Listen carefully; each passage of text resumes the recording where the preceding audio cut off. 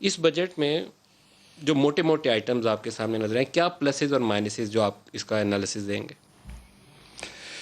शुक्रिया। देखिए, बजट के अंदर एक तो एक पीटीआई की रिवायत देखें कि इनके टैक्स टारगेट जो थे वो पूरे नहीं होते। आपको पता है 2 साल पहले 5555 अरब रुपए का टारगेट देकर सिर्फ 3900 अरब रुपए पे पहुंचे थे।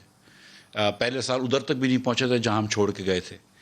इस साल ये कह रहे हैं कि 5829 अरब रुपए पे, जो कि 24% इंक्रीज़ है।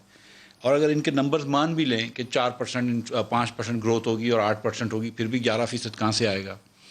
और उसके बाद चलो इन्होंने 300 और कुछ 83 अरब रुपए के नए टैक्स लगाए, कुछ 100 अरब रुपए की छूट दी है, नेट 200 कुछ 250 अरब, पौने 300 अरब रुपए के नए टैक्स लगाए। अब 383 अरब में क्या टैक्स लगाएं? मिल्क पाउडर के ऊपर टैक्स लगाया है। 383 अरब रुपए में बोलते हैं गरीब लोगों के हेल्प के लिए हमने मोटर गाड़ियों को एक कंपनी है सिर्फ सुजुकी मोटर कंपनी को तो फ़ायदा हो रहा है, लेकिन बाईसाइकिल के ऊपर आपने सेल्स टैक्स लगा दिया। साइकिल के ऊपर? बाईसाइकिल्स के ऊपर, जी। हम क्योंकि गरीब लोगों के ट्रांसपोर्ट के लिए मसला हल कर रहे हैं, इसलिए हमने सुजुकी जो गाड़ी 15 लाख की होती है उस पर टैक्स कम कर दिया, लेकिन बाईसाइकिल के ऊपर सेल टैक्स लगा दिया। चीनी के ऊपर हमने थोड़ा सा सेल टैक्स बढ़ा दिया। एलएनजी के ऊपर हमने टैक्स लगा दिया, आरएलएनजी के ऊपर सेल टैक्स लगा दिया, जो 1% था 17% कर दिया। क्रूड ऑयल के ऊपर सेल टैक्स लगा दिया। लेकिन जो वर्स्ट थिंग जो मेरे ख्याल से करी है वो इस पे लगा दिया, मशीनरी के ऊपर सेल्स टैक्स लगा दिया। अब ये मशीनरी का जो सेल्स टैक्स कौन सी मशीनरी? तमाम कोई भी मशीनरी आप इंपोर्ट करते हैं जी, उसके ऊपर सेल्स टैक्स लगा दिया। अब वो होता ही है कि ये वापस हो जाएगा 2 साल बाद, 2.5 साल बाद उस कंपनी को 2-2.5 साल के अंदर वापस तो हो ही जाएगा, क्योंकि आप कंपनी अगर 100 करोड़ रुपए का मशीन आज लेती है तो उससे आप 17 करोड़ रुपए टैक्स ले लेंगे। जब उसकी 2 साल में इतनी सेल हो जाएगी तो उसको रिफंड एडजस्ट करेगा, वो जैसे भी एडजस्ट कर लेगा।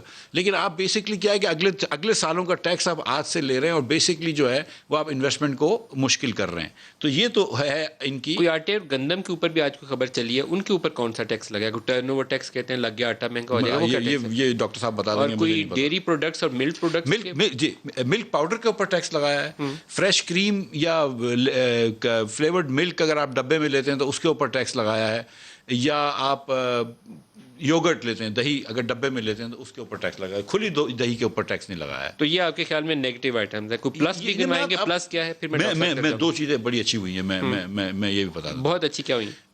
एक ये कि वो 12 किस्म के विद होल्डिंग टैक्सेस खत्म किए, ये मेरे ख्याल से बड़ी एक अच्छी वो चीज़ है।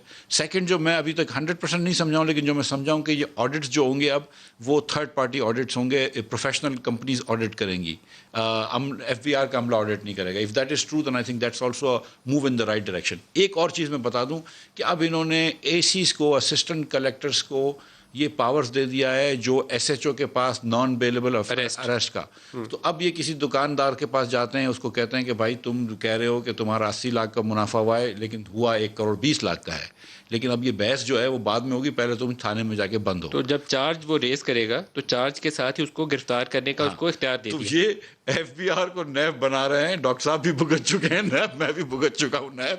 ना जाए तो अच्छा है। नहीं, नैब नहीं, अब आपको पुलिस वाला पकड़ेगा। पहले तो वो नैब वाले ने पकड़ा था, अब आपको पुलिस वाला पकड़ेगा। आखिरी बात मैं कर दूं कि आपने ये जो शुरू में फरमाया कि मुस्लिम लीग से मिफ्ता इस्माइल हैं और फिर PTI से डॉक्टर वकार मसूद हैं, तो मेरे ख्याल से अभी वो PTI में शामिल नहीं हुए। ये मैं इतना कह दूँ।